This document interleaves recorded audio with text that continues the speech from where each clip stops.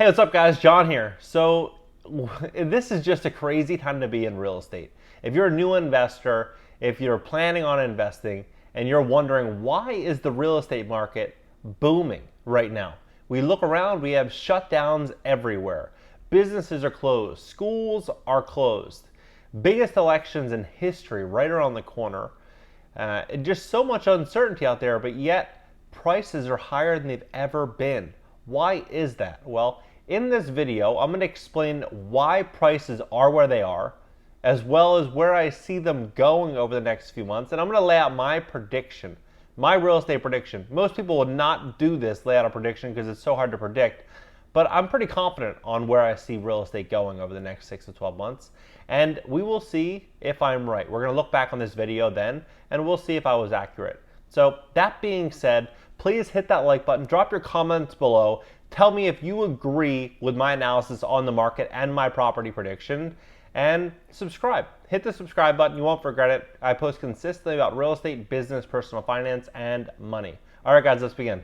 So this blew my mind, but New York City has the largest school district in the country, and that's pretty common, right? Everyone kind of knew that or assumed that. But over 40% of these kids will no longer be going to school in person starting September 21st. So what's 40% of over 1.1 million kids? It's over 450,000 kids that will no longer be going to in-person classes. So that is greatly going to impact the perspective of parents and the need for them to be inside of a school district. Maybe they're spending a lot of money in rent, and maybe for that same price they're paying in rent, they can go get a nice suburban home in a much more tax-friendly state like Florida, for example. And they are seeing a huge demand. Over 1,000 people a day are moving to Florida as of now, and that's just the beginning. I think we're going to see maybe another wave of this, and if we do, that's going to just continue bumping and bumping and bumping the demand for suburban homes. That is just for starters, but it's going to greatly change the landscape and demand of cities if schools and jobs are no longer required to be in person and close. Number two, if you didn't know, low interest rates make a great seller's market. The lower they are, the better it is to be a home seller. And the reason is you're selling a property and you're offering that buyer an opportunity to get a great loan, a very low interest loan, a very cheap loan to go buy this property. And buyers are very attracted by that. They can basically qualify for a lot more debt than they otherwise would, and they go ahead and sign up for that loan, and the seller makes out quite well. However, when interest rates are very high, then it's a great time to be a buyer, especially if you have cash. And this is why. Because the cost of that loan is so much more money that other buyers can't qualify. So since they can't qualify, home sellers have to bring their prices down to meet the market level. So interest rates really matter, and it's a really good indicator for you to tell if it's a buyer's market or a seller's market just by looking at the interest rates. And interest rates, of course, impact commercial real estate as well, and it's just a great overall indicator. And right now in this environment, we have such low interest rates that it's just so attractive for all home buyers. And especially when you're coming from a $2,000 or $3,000 or $4,000 a month apartment in one of these expensive cities, and you realize that if you looked at a mortgage, how much it would actually cost you can go buy a mansion for the price you're paying in rent in one of these cities. And I'm going to show you how these numbers work out. It's unbelievable how cheap it is right now to get a loan. Okay, so in a mortgage, you have what's called PITI, which is principal, interest, taxes, and insurance. Principal is what you're actually paying down on the loan. Interest is what you're paying the bank that's lending you the money. Taxes, the property taxes, and then your property insurance. Now, if you're going to go borrow, say, $100,000 at 3% interest, it'll cost you $595 per $100,000 you borrow each month. Now, at a 5% interest rate, it's $710 per month. So it's a difference of $115. Not a ton of money, but trust me, when you do 115 times 12 months in a year times 30 years, you'll realize the difference massive. So you take that huge savings, and then you also couple that with the fact that parents don't have to be in specific school districts or next to work, and they're spending more time at home. So them getting a nice big house where they can have a home office and basically have the house that they've always wanted. They've always really wanted that big yard and privacy. Now they're forced to get it. Either that or go lease another small apartment. Most people want to just settle down, and that's what's really building out such high demand. And in addition to that, you also have a limited supply of good homes for sale. And what I mean by that is a lot of people are wondering what's going to happen. And so you have a lot of home sellers that are just saying, you know what, I'll sell in 6 months, I'll sell in a year. I want to see kind of what's going to happen right now.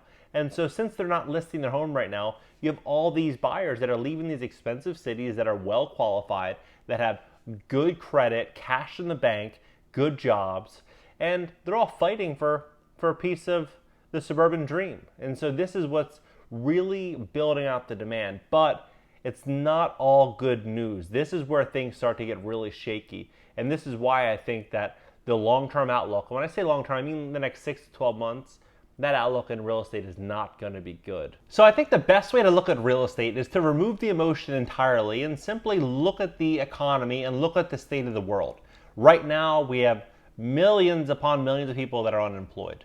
We have self-induced bankruptcies. When I say self-induced, I mean government-induced bankruptcies by the millions in America. We have over 4.1 million homes that are in forbearance. And what that is where the borrower, the homeowner, property owner, negotiates with the lender to pay a fixed amount each month and then make good on their payments inside of a small window. But they have to make up the payments. And if they can't make the payments now, odds are it's going to be harder for them to make the payments later. And it's going to basically be a snowball of debt that's going to be really hard for people to get a hold of.